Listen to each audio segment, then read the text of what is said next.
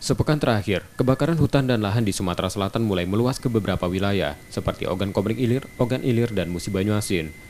Upaya pemadaman terus dilakukan dari udara, sebanyak 134 kali di 3 daerah itu.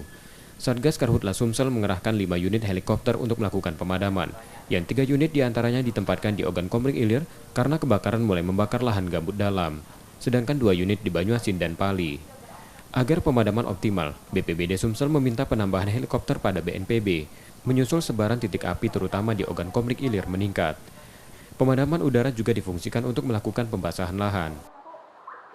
Iya, jadi untuk wilayah Sumatera Selatan saat ini ada peningkatan yang cukup signifikan kebakaran hutan dan lahan. Ini tidak terlepas dari kondisi di Sumatera Selatan yang saat ini sudah mulai masuk puncak musim kemarau dan sudah beberapa hari tidak terjadi hujan di wilayah Sumatera Selatan. Sudah 70 hektar lebih lahan terbakar di Sumsel dan diperkirakan meluas karena sudah memasuki puncak musim kemarau.